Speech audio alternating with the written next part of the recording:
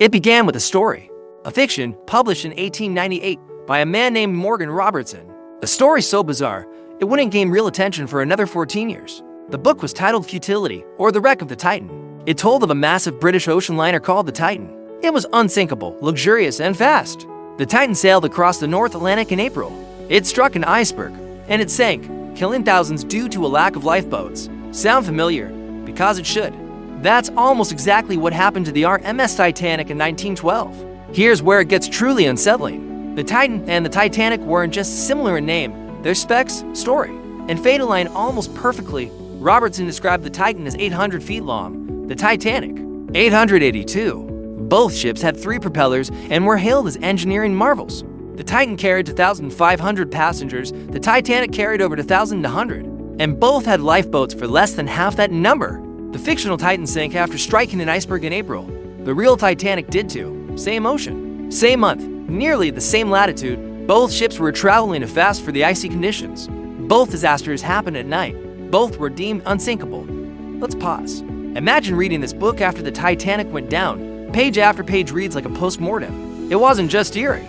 It felt like prophecy, and that's exactly how the public took it. Newspapers exploded with headlines. Was Morgan Robertson a psychic? Had he predicted the greatest maritime tragedy in history? Some call it coincidence, others call it clairvoyance.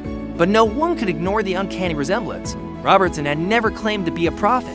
In fact, he insisted he just used his maritime knowledge. He was once a sailor and knew the dangers of sea travel. He said he wrote Futility as a cautionary tale to warn about man's hubris and overconfidence in machines, especially in a world racing towards speed, luxury, and size. But still, even his critics had to admit the level of accuracy was mind-bending. Think about this. Robertson wrote about a ship with too few lifeboats, then Titanic launched with the same deadly flaw because lifeboats made the deck look cluttered. He wrote about a captain ignoring iceberg warnings, then Titanic's crew did just that. Tragedy followed. The public wasn't just shocked, they were shaken. It felt like fate had followed a script. Conspiracy theories spread quickly. Had someone used the book as a blueprint? Was the Titanic disaster orchestrated? Some even claimed Robertson had insider knowledge, that he was part of a secret society, or worse, a time traveler. Of course, more rational minds pushed back. They said the similarities weren't that special, that plenty of ships sailed in April.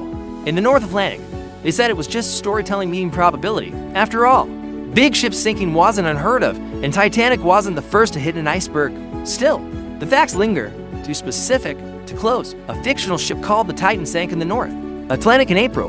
14 years later, the Titanic did the same, almost identically, even the language matched. In Futility, the Titan was described as practically unsinkable. That's exactly how the Titanic was marketed. It's hard not to feel a chill, hard not to see the ghost of the Titan hovering behind Titanic's stern, as if it had warned the world and the world ignored it. The tragedy of Titanic was a turning point.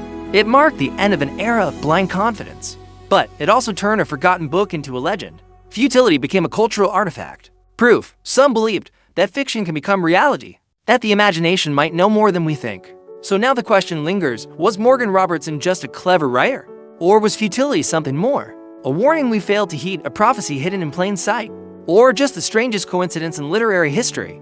In the next part, we'll break down the side-by-side comparisons and dig deeper into the life of the man behind this ghostly tale, because Futility might not be the only time fiction danced with fate.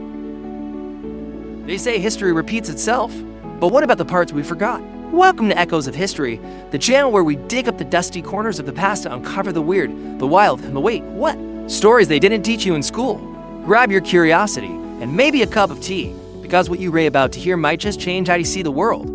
The more you compare the Titan and the Titanic, the more disturbing the similarities become. Morgan Robertson's fictional Titan was said to be the most luxurious vessel ever built, designed for the elite, just like Titanic. Titan had a maximum capacity of 3,000 passengers, though it only carried about 2,500 during its final voyage. Titanic had room for 3,300, with 2,124 on board when it sank.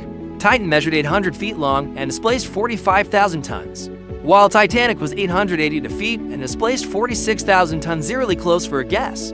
Both ships had triple propellers and masts.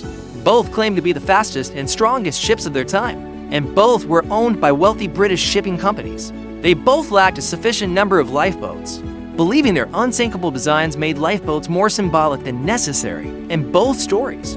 The ship struck an iceberg on its maiden voyage in April, late at night, in the North Atlantic. In Futility, the iceberg strike happened about 400 nautical miles from Newfoundland. Titanic hit its fatal iceberg about 370 miles from the same location. Both disasters occurred at nearly the same speed, Titan traveling at 25 knots, Titanic at 20.5 knots, both ignoring warnings about ice. And in both cases, the captains had received iceberg warnings but chose not to reduce speed, believing the ship's power and build would handle any threat. The Titan and Titanic both sank bow first, breaking apart as water flooded in rapidly from the damaged side. In both accounts, chaos broke out as passengers scrambled for lifeboats that weren't there. Mostly women and children survived, while many men perished in the freezing waters. Robertson even described the Titan's passengers as panicking under the stars, flailing in icy water, succumbing to hypothermia. The scene is horrifyingly similar to survivor testimonies from the Titanic. Down to the chilling silence after the ship disappeared, the parallels seem endless, and they only deepen the mystery. How could a fictional story written in 1898 so precisely match an event in 1912? Critics and scholars tried to explain it rationally. They pointed out that Robertson had maritime experience and could plausibly predict the trajectory of naval technology. Large luxury ships were the obvious future, and iceberg collisions had happened before it wasn't outlandish to imagine one going down that way. They argued that Robertson simply projected the worst-case scenario. He used real shipping routes, actual weather patterns, and known design flaws as inspiration. To them, the accuracy came from realism, not prophecy. But there were others who weren't so convinced. They noticed that Futility wasn't the only time Robertson had predicted strange things. He once wrote about future wars involving aircraft that resembled WWE dogfights. His fiction often flirted with reality, and that pattern raised eyebrows. Some conspiracy theorists even believe Futility served as a blueprint, that some group had read it and engineered Titanic to follow its fate, as if a myth needed to be fulfilled for a purpose far bigger than just transportation. There were whispers of financial motives, of insurance fraud, or worse, of elite power plays hidden beneath the waves. In fact, some even argued Titanic wasn't Titanic at all, but her sister ship, the Olympic, switched in a cover-up to recoup losses. This switch theory remains fringe but persistent, and Futility is often dragged into those conversations. But even without conspiracies, the psychological impact was enormous. Imagine realizing your loved ones had died in a way someone had described almost word for word 14 years before. For the public, Futility became more than fiction, it became a haunting. It was as if the world had been warned and ignored it, as if fate had spoken softly and was drowned out by engines and champagne glasses. And it changed the way people viewed literature suddenly. Fiction felt less like escape and more like a mirror. People began looking at old books differently. Were other novels also predicting disasters? Could authors unknowingly tap into something deeper and unconscious insight into future events? Even today, Futility is studied for its eerie relevance. It's used in literary courses, discussed in psychological circles, and still sends chills down readers' spines. Many ask, was Robertson just lucky, or unlucky, or something else? He never claimed any special abilities. In interviews, he denied being prophetic, calling his story a product of imagination and seafaring logic, but privately, he seemed to wrestle with the weight of what he'd written. When asked if he was disturbed by the Titanic parallels, he reportedly said, "I know what I wrote, and I wish I had it. The guilt, imagined or not, haunted him until his death." In a twist fitting for a man whose fiction foretold tragedy, Robertson died alone in a hotel room in 1915. His book outlived him, and today, Futility is considered one of the strangest coincidences in literary history, a tale of a ship that never existed and yet somehow did. So, we're left to wonder, is there such a thing as accidental prophecy? Can fiction become fate when we least expect it? Or was Futility simply the ultimate warning ignored until it was too late? In the next part, we'll step off the page and dive into what the world learned or failed to learn from both Titan and Titanic. Because maybe the real tragedy isn't that Robertson predicted the future, but that no one listened. And perhaps we're still not listening. Morgan Robertson was not your typical author. He wasn't a literary darling or a celebrity of his day. He was born in 1861, the son of a ship captain, and spent much of his early life at sea, learning navigation and observing maritime life firsthand. Those experiences gave him an unusually intimate view of ocean travel, the dangers it posed, and the arrogance that often surrounded it. When he left the sea, Robertson turned to writing not because it was a passion, but because he needed money. He published short stories and novellas, mostly about seafaring adventures. With modest success, Futility, his most famous work, wasn't a bestseller when it first came out. It only gained attention after the Titanic disaster. Robertson didn't consider himself a novelist or prophet. He often described his work as technical fiction stories meant to explore what might go wrong if humanity pushed machines too far. And that's exactly what Futility was, a warning, not a vision. But public fascination with the book grew rapidly after April 1912. Readers scoured every page, comparing details to real events. Journalists reached out to Robertson, asking if he knew something the world didn't. He was caught off guard. He insisted again and again that it was just coincidence, that he had no supernatural gifts, no insider knowledge, no intention of predicting anything. But some weren't convinced. They pointed to other uncanny stories he'd written, like a short piece describing advanced submarines before they existed, or his writing about naval aerial attacks years before aircraft were used in war. These predictions added fuel to the fire. Readers began to see him not as a storyteller, but a seer, and that reputation followed him for the rest of his life. Robertson didn't seem to enjoy the attention. He became increasingly reclusive, rarely giving interviews. Some claimed he was troubled by the Titanic disaster and the attention it brought to his book. He revised Futility after the Titanic sank, changing some details, including the name of the ship. The new title was The Wreck of the Titan, or Futility, a subtle nod to the eerie fame the story had gained. It wasn't just a book anymore, it was a ghost imprint. Robertson's later years were marked by personal struggles. He battled alcoholism and financial instability. Despite his sudden notoriety, he didn't profit much from the attention. He moved between New York hotels, surviving off minor royalties and the occasional article. Friends said he was intelligent, proud, but quietly haunted, as if he regretted the strange twist his life had taken. In 1915, 3 years after Titanic sank, Robertson was found dead in his hotel room. A heart attack was listed as the cause, but many noted that his death seemed as quiet and tragic as one of his stories. With his passing, speculation around Futility only grew. New generations discovered the book and marveled at its predictions. Educators used it as a case study in literature, irony, and unintended prophecy. Some believed Robertson had access to subconscious knowledge, that his mind, trained by experience and intuition, had pieced together what would inevitably happen. Others wondered if he'd simply noticed what others ignored, the fatal flaws of technology worship. Titanic, after all, was a monument to human pride. Its creators claimed it could not sink, that it defied nature. Robertson's Titan was built with the same hubris and met the same fate. The idea that fiction can foreshadow fact is nothing new. Jules Verne imagined submarines and moon missions long before they were real. George Orwell's 1984 foresaw surveillance and authoritarianism in digital form, but Futility hit differently. It didn't just describe an idea, it described a moment, a disaster, a death toll. It felt intimate, not just intellectual. Maybe that's why it still haunts us, because deep down, we wonder how much of the future is already written, and whether some people catch glimpses of it without even meaning to. Robertson never claimed to predict anything. He called himself an unlucky writer whose story became real in the worst possible way, but his legacy suggests something else entirely, that sometimes the warnings we need are already out there, hiding in paperbacks and forgotten fiction, whispering through stories that no one takes seriously until it's too late. Futility has since been reprinted dozens of times. It's read by Titanic enthusiasts, conspiracy theorists, and curious readers alike. Its cover often shows a ghost ship, shadowing the Titanic like a twin. Every decade or so, the book resurfaces in headlines. Whenever a new coincidence appears, people ask, is this another Titan moment? And the myth continues to grow. In a way, the Titan did exist not as a vessel, but as a prophecy. A ghost ship that sailed ahead of history, trailing warnings behind it. And Morgan Robertson, knowingly or not, was its captain. We still argue about what futility means. Was it proof of fate, or just a well-researched cautionary tale? One thing is certain, it forces us to rethink the role of fiction, not just as entertainment, but as potential insight. Literature has always reflected reality, but what happens when it reflects the future? Are we listening, or just turning the page? If Robertson's story teaches us anything, it's that the unimaginable isn't impossible. That warnings don't always come with sirens, they might come in paperback.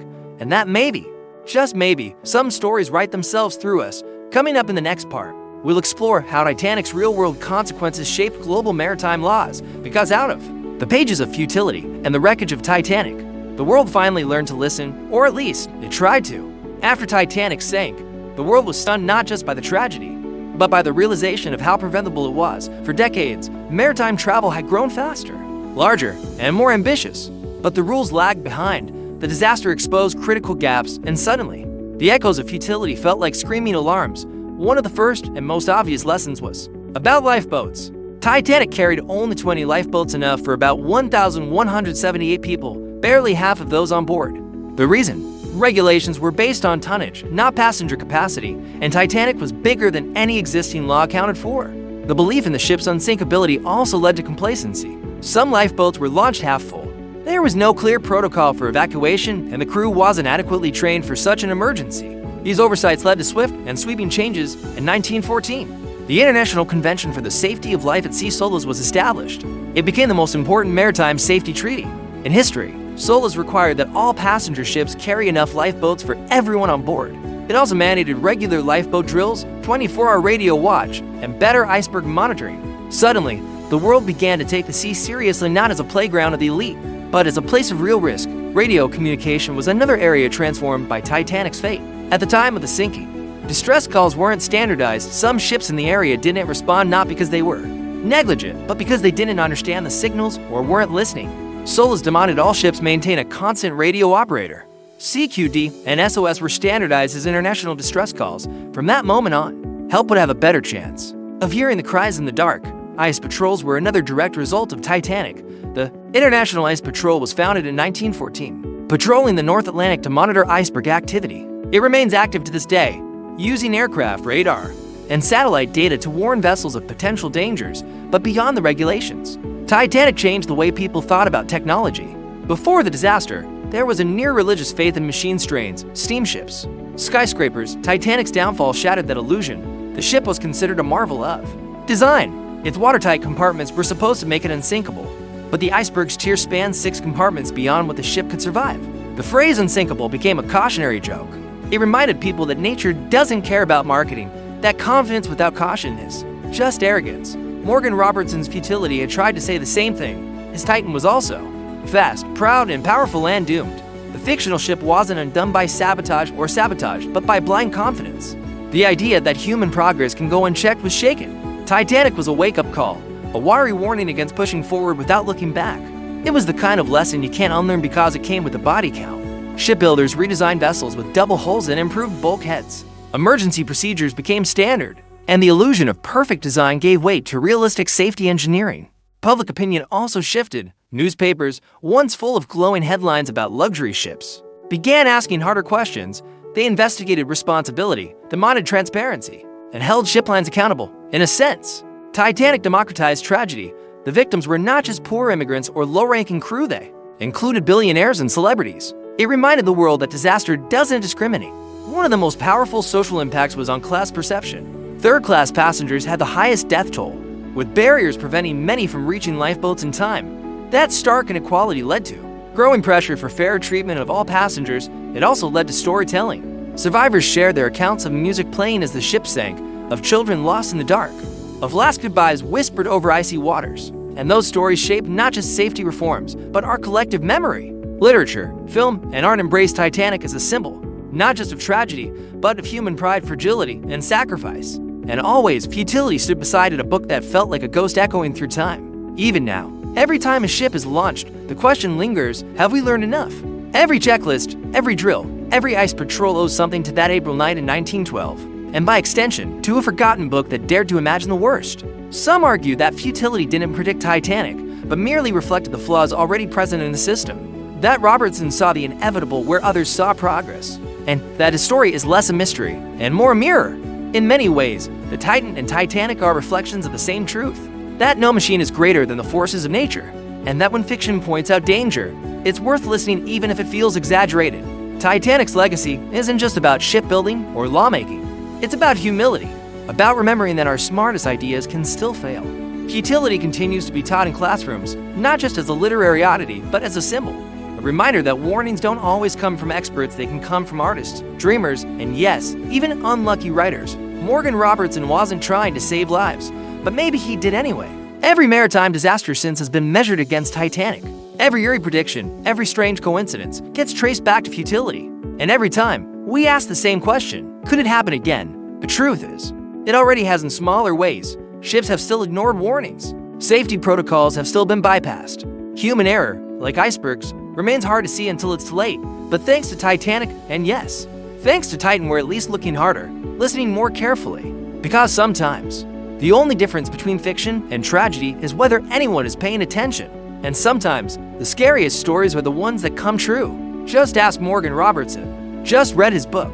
Just remember that once upon a time, a ghost ship sailed across the page, then it sailed for real. In the next part, we'll examine the conspiracy theories that still surround Titanic. From ship switches to deliberate sabotage, the story didn't end on the ocean floor. And the deeper we dig, the stranger the story becomes. The Titanic disaster didn't just sink a ship, it gave birth to a century of questions. Even as survivors were still being rescued, whispers of conspiracy began to surface, and over time, those whispers turned into an entire forest of speculation. The most famous theory, that Titanic wasn't actually Titanic. According to some, the ship that went down was her nearly identical sister Olympic. The motive, insurance fraud. The theory goes like this: Olympic had been damaged in a previous accident. White Star Line, facing huge losses, supposedly switched the ships. They disguised the wounded Olympic as Titanic, sailed it out, and let fate or sabotage finish the job. It's a gripping idea, especially when you learn that both ships were nearly indistinguishable. They shared design, dimensions, and even internal decor. Supporters of the switch theory point to peculiar details, like portholes that didn't match original blueprints, or missing identification numbers on some recovered parts. They also note that J.P. Morgan, one of the most powerful financiers of the age, canceled his Titanic trip last minute, and that several prominent no-shows followed suit. Coincidence? Or forewarning? The most experts dismiss the switch theory. The logistics of swapping to giant ships without anyone noticing are nearly impossible. Thousands of workers would have had to keep silent forever, and the payoff? Not that great. Titanic was underinsured, and the company still suffered massive losses. If it was a scam, it was a terrible one. Still, people are drawn to the mystery. There's something seductive about the idea that history is hidden layers. That beneath every tragedy, there's a puppet master pulling strings. Other theories are even darker. Some claim the ship was deliberately sunk to eliminate specific passengers. Key figures like Benjamin Guggenheim, Isidore Straus, and John Jacob Astor were all on board. These men opposed the creation of the U.S. Federal Reserve, and some theorists believe Titanic was a tool to silence them. A floating execution chamber disguised as luxury. Again, there's no solid proof, just the chilling coincidence of their deaths, and the survival of men who supported the central bank idea. But in the shadows of tragedy, coincidence often feels like conspiracy. Others look to technology for answers. Was Titanic's steel too brittle? Did the rivet snap under stress, leading to a faster flood? Studies in recent decades have shown that some materials used were subpar by today's standards. That under cold temperatures, the steel may have fractured more easily. That human error and bad materials made a perfect storm. There's even debate about the iceberg itself. Some believe it wasn't an iceberg at all, but a pack of sea ice or even a rogue ship. But eyewitnesses were consistent. It was a towering white wall. The theories don't stop there. Some claim the ship broke in half on the surface, others say it sank whole. For decades, no one knew for sure. Then came Robert Ballard. In 1985, he located the wreck, 2.5 miles beneath the Atlantic. And finally, some questions were answered. The ship had broken in two, confirmed by wreckage fields. The front section plunged nose first, the stern followed, twisting and shredding on the way down. But instead of silencing the conspiracy crowd, the discovery inspired more. What else had been hidden down there? Why had it taken 73 years to find? Some wonder if there were cargo secrets aboard. Gold, government documents, forbidden technology? Theories range from secret uranium shipments to ancient relics. But there's no confirmed treasure in Titanic's belly.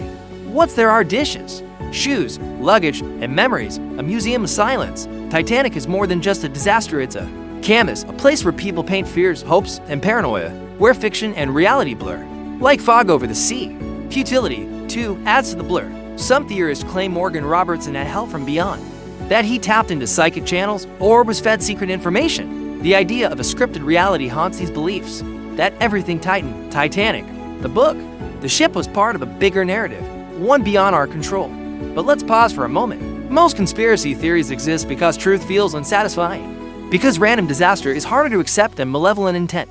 If Titanic was just an accident, then nothing is safe. Then no amount of wealth, planning, or engineering can protect us. That idea is more terrifying than any villain with a plot. So we build stories, we find patterns in ice and whispers in wreckage, because it gives us something to hold on to. The Titanic disaster is still being investigated, still being debated. Each generation adds a layer, new evidence, new theories, new fears. It refuses to rest. But maybe the real mystery isn't what happened. It's why we can't stop retelling it. Why One Night in April continues to ripple across time. Because deep down, we know Titanic isn't just history. It's prophecy, metaphor, warning, and mirror. And the closer we look, the more we see ourselves in its story. More than a century has passed since Titanic sank beneath the Atlantic waves. But the questions, the stories, and the strange echoes from Futility have never fully disappeared. They still hum beneath the surface of history, like a ghost ship we can't quite forget. What is it about this disaster that makes it feel eternal? Other ships have sunk. Other lives have been lost at sea. But Titanic represents something larger. Not just a tragedy, but a symbol of human ambition, of arrogance, of the illusion of control. It's a story of what happens when we believe we've mastered nature, only to be humbled by it. Futility, in its eerie precision, became part of that symbolism. The fact that a novel written 14 years earlier mirrored the events so closely still baffles readers. And the name Titan feels like it was always meant to carry that weight. The book, long forgotten before 1912, became infamous overnight. Morgan Robertson never lived to see its cult status. But today, his story is read not just as fiction but as prophecy. Is that fair? Maybe not. Futility was a work of imagination, albeit one rooted in maritime trends. But once real history caught up to its pages, it took on a life of its own. This isn't the only time fiction has predicted the future. Jules Verne imagined submarines and moon missions. George Orwell foresaw surveillance societies, but Futility feels different because it didn't just foreshadow an invention, it foreshadowed a disaster. It warned, and yet we didn't listen. That, perhaps, is the most haunting part of all. The Titanic wasn't brought down by fate or the supernatural. It was undone by choices, human decisions made in boardrooms and on decks. Choices like pushing for speed despite warnings, like ignoring iceberg reports, like under-equipping a ship with lifeboats because optics mattered more than safety. And in that sense, Futility is not prophecy, it's a blueprint of hubris. It shows what happens when imagination meets inaction, when someone points out a danger, and the world shrugs. There's something universal in the tale. Every generation builds its own Titan tech giants. Massive projects, grand ideas, we push limits, test nature, chase perfection, and every generation risks repeating the same error. Not because we haven't learned, but because we think this time is different. That's why the Titanic story is retold again and again, in films, in books, in classrooms, and online forums. Because it's more than a shipwreck, it's a warning carved in steel and sorrow. A message from the past that says, be careful what you call unsinkable.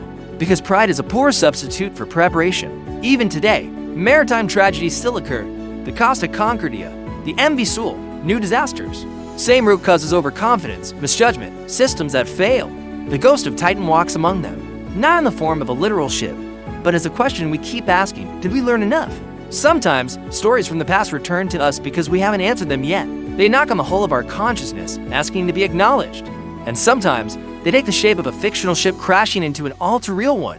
It's also a reflection of how we process grief and fear. When tragedy feels too big to comprehend, we seek meaning. We find it in symbols, coincidences, and stories that seem to know what's coming. Futility is that kind of story. Whether you believe in psychic foresight, uncanny coincidence, or just a well-read author, it sticks with you. It stays because it mirrors our own vulnerability. The Titan may not have been real, but the lesson was, and Titanic paid the price for ignoring it in that way. Fiction became truth too late to save, but early enough to haunt. There's a moment in Futility where passengers don't take the danger seriously. They believe the ship is too advanced, too strong to fail. That moment happened again in 1912, and it happens still, in different forms. In tech systems we trust blindly. In warnings we ignore because they disrupt our ambitions. What can we learn from all this?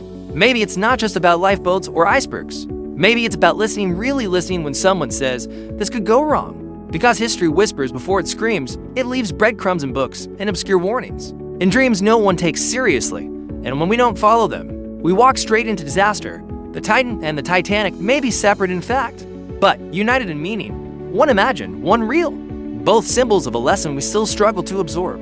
We can laugh at the coincidences, or we can learn from them. We can dismiss futility as a fluke, or see it as a challenge to think, prepare, and remain humble. To respect the sea, the limits of our own foresight. In the end, what sank Titanic wasn't just ice. It was the idea that we were too smart to fail. That idea still exists, and that's why this story still matters. So read the book, watch the films, tell the story, not because it's tragic, but because it's true. Because it reminds us that even the greatest things we build can be broken, and that even fiction, sometimes, is trying to save us. That's it for today's Forgotten Tale. If this story made you raise an eyebrow, or don't forget to like, subscribe, and ring that dusty little bell so you never miss another echo from the past. Drop it in the comments, we're always listening for new echoes. Got a weird bit of history you think we should cover? Until next time, keep your curiosity loud and your history weird. That's it for today's Forgotten Tale. If this story made you